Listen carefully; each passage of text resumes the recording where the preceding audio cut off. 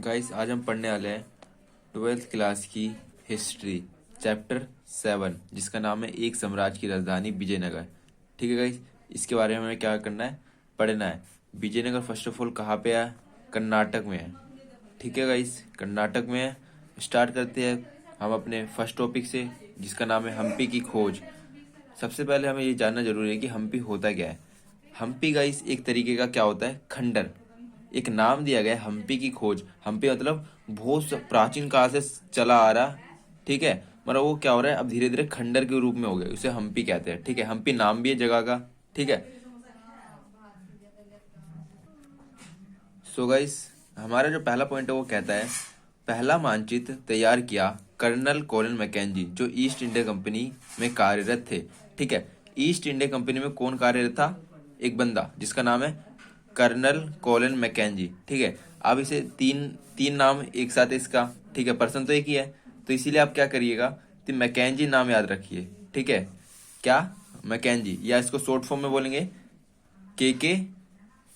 ठीक है, और मैकेंजी, के मैकेंजी, यानी के से कर्नल, के से कॉलिन और मैकेंजी, ये याद रखिए जिससे आपको याद रहेगा। ये क्या करता था, इसने पहला मानचित्र तैयार किया, ईस्ट इंडिया कंपनी में कार्यरत था।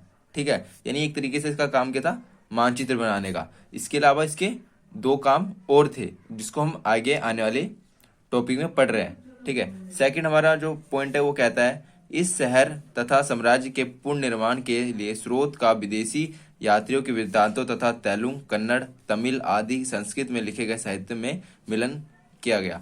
ठीक है गाइस, अब क्या चाहिए, ईस्ट इंडिया कंपनी को क्या चाहिए, स्रोत चाहिए। ठीक है, शहर को और साम्राज्य के पुनर्निर्माण करने के लिए क्या चाहिए, स्रोत चाहिए। हमें कुछ ऐसा चाहिए जिससे हमें उसके बारे में जानकारी प्राप्त हो। तो उन्होंने स्रोत कहाँ से मिला, यह विदेशी यात्रा के वृत्तांत, यानी जो विदेश के लोग भारत में ट्रैवल करने आए, जो उन्होंने लिखा, जो वृत्तांत उन्होंने लिखा। ठीक है, जो उन्होंने अपनी किताब में लिखा और वो वहां पे ले गए तो उसको पढ़ा गया। ठीक है, तेलुगु में जितनी स्रोत मिले उसे पढ़ा गया, कन्नड़ में स्रोत मिले, तमिल में मिले, संस्कृत में मिले, यानी जितने भी स्रोत मिले उससे क्या हुआ, ईस्ट इंडिया कंपनी उसे मिला और उसे हमने पढ़ा। ठीक है, जिससे क्या हुआ, उनका बेस मजबूत हुआ कि हाँ ये हम्पी की खोज में सहायक बना ये स्रोत। ठीक है, जो अलग अलग भाषाओं में था। नेक्स्ट हमारा जो है टॉपिक है कर्नल कॉलिन मैकेंजी। अब स्पेसिफिक हम मैकेंजी के बारे में पढ़ेंगे, यानी किसका नाम है, के मैकेंजी। बस के मैकेंजी आपको याद रखना है, बहुत सिंपल है। हम इसके बारे में स्पेसिफिक की बात कर रहे हैं। 1754 में जन्मे कॉलिन मैकेंजी यानी के मैकेंजी ने एक अभियंता सर्वेक्षक तथा मानचित्रकार के रूप में प्रसिद्धि हासिल की। ठीक है गाइस, तो मानचित्रकार के रूप में ये कहाँ काम कर रहा था, ईस्ट इंडिया कंपनी में काम कर रहा था। ठीक है, कहाँ काम कर रहा था, ईस्ट इंडिया कंपनी में। इसके अलावा ये सर्वेक्षक भी था। ठीक है, सर्वेक्षण करना इसका काम भी था। इसका एक और प्रोफेशन क्या है, अभियंता। अभियंता का मतलब क्या होता है, इंजीनियर। ठीक है गाइस, जो इंजीनियर लोग होते हैं उसे अभियंता कहते हैं। यानी कर्नल के मैकेंजी बहुत तरीके से समझदार भी था। ठीक है, इसके अलावा वो बहुत तरीके का काम जानता भी था और ऑब्जर्व करना जानता था कि कौन से एरिया में क्या हम नई नई चीज कर सकते हैं। ठीक है, 1815 में उन्हें भारत का पहला सेवियर जनरल बनाया गया। क्या बनाया गया, सेवियर जनरल बनाया गया पहला। और 1821 में इनकी मृत्यु हो गई। भारत के अतीत को बेहतर ढंग से समझने और उपनिवेश के प्रशासन को आसान बनाने के लिए इतिहास से संबंधित स्थानीय परंपराओं का संकलन। ठीक है गाइस, और हमें अपने अतीत को समझना है और उसे बेहतर ढंग से समझना है, अच्छे से समझना है। और उपनिवेश के प्रशासन को भी आसानी से बनाने के लिए इतिहास से संबंधित स्थानीय परंपराओं का संकलन, यानी क्या किया गया। और हमें उपनिवेश के प्रशासन और अतीत को समझना है तो क्या होता था, स्थानीय परंपराओं का संकलन करना जरूरी होता था कि हमारी जो परंपरा है वो कैसी है, जो हमारा ट्रेडिशन है, जो हमारा कल्चर है वो कैसे चला आ रहा है, उसको समझे बिना हम अपने अतीत को नहीं समझ सकते। उपनिवेश जो ईस्ट इंडिया कंपनी का प्रशासन एडमिनिस्ट्रेशन था उस वक्त का, उसे हम नहीं समझ सकते, क्योंकि इसको समझे बिना ना तो ईस्ट इंडिया कंपनी राज कर सकती थी और ना ही ढंग से पूरे भारत पर अपना व्यापार कर सकते थे। इसलिए क्या किया, उन्होंने हमारी हिस्ट्री को पढ़ना स्टार्ट किया कि इंडिया की हिस्ट्री वाकई है क्या, जिसके कारण क्या करें हम, ईस्ट इंडिया कंपनी ने क्या किया, देश में अपना राज कर सके। क्योंकि हिस्ट्री क्या उनसे क्या मिली, बेस मिला। उन्हें पता चला कि ये जो इंडिया है इसमें कैसे कैसे लोग रहते हैं, कौन कौन से धर्म है, हम इन्हें कैसे कंट्रोल कर सकते हैं। ठीक है गाइस, नेक्स्ट हमारा टॉपिक राय नायक तथा सुल्तान। ठीक है, स्टार्ट करते हैं। पहला पॉइंट, हरियर व बुक्का द्वारा 1336 में विजयनगर साम्राज्य की स्थापना उनके भाषा व धार्मिक परंपराओं को मानने वाले लोग रहते थे। सबसे पहले जो हमें पढ़ना है, 1336 में विजयनगर साम्राज्य की स्थापना हुई। कब हुई? 1336 में। याद रखना जरूरी है। किसने की? हरियर और बुक्का। ये कौन थे? ये दो भाई थे। ठीक है गाइस, इन्होंने विजयनगर साम्राज्य की स्थापना की। सेकंड, संरक्षण दिया तंजावुर, बहुदेश्वर, बुल्लेर के चनकेश्वर मंदिर को। यानी इस वक्त क्या होता था, मंदिरों का बहुत महत्व था। तो ये तंजावुर, बहुदेश्वर और बुल्लेर के चनकेश्वर मंदिर, ये सब नाम है, इनको क्या दिया गया? संरक्षण दिया गया। ठीक है, राजाओं द्वारा क्या दिया गया? संरक्षण दिया गया, ताकि वो सुरक्षित भी रहे और उनका जो जो पैसे द्वारा जो रख रखाव होता है वो भी हो। विजयनगर के शासकों को रॉय कहा जाता था। ठीक है, जो हमारे हेडिंग में पहले है, रॉय। रॉय मतलब विजयनगर के शासक। जैसे एग्जाम्पल हम लेते हैं कृष्ण देव राय।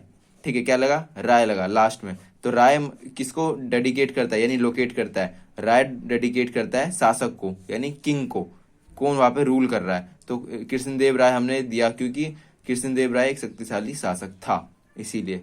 ठीक है, नाय और सुल्तान के बारे में आगे पढ़ेंगे, जो बहुत इंपॉर्टेंट है। नेक्स्ट हमारा टॉपिक है शासक और व्यापारी। होता क्या था शासक व्यापारी? इस समय क्या होता था, युद्ध बहुत होते थे। ठीक है गाइस, एक साम्राज्य पर दूसरे साम्राज्य ने आक्रमण कर दिया, उसे अपने कब्जे में ले लिया, तो ऐसा बहुत होता था। तो इसीलिए क्या क्या इस जो विजयनगर साम्राज्य के शासक थे, उन्होंने अपनी युद्ध कला को प्रभावी बनाया। और क्या क्या?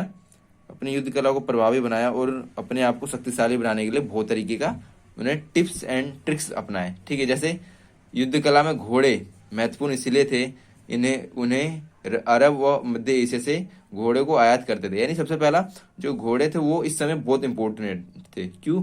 क्योंकि घोड़े तीव्र गति से भाग सकते थे हाथियों के मुकाबले। ठीक है, इसीलिए घोड़े बहुत महत्वपूर्ण हुए। ठीक है, तो इसके अलावा क्या किया गया, ये कहाँ से आते थे? अरब और मध्य एशिया से। क्यों आते थे? क्योंकि अरब और मध्य एशिया के जो घोड़े होते थे वो सबसे अच्छे नस्ल के घोड़े होते थे। ठीक है, व्यापारियों के स्थानीय समूह को कुदरई चेट्टी अथवा घोड़े के व्यापारी कहा जाता था। ठीक है, जो व्यापारी के स्थानीय समूह को क्या कहा जाता था? कुदरई चेट्टी, जो उनकी भाषा होती थी विजयनगर की। और वहां पे व्यापारी आते थे, घोड़े के व्यापारी, तो उसे किस नाम से बोला जाता था? कुदरई चेट्टी। ठीक है, ठीक है गाइस। फॉर एग्जाम्पल, अरब से मध्य एशिया से घोड़े आए, कौन लाएगा? घोड़े के व्यापारी।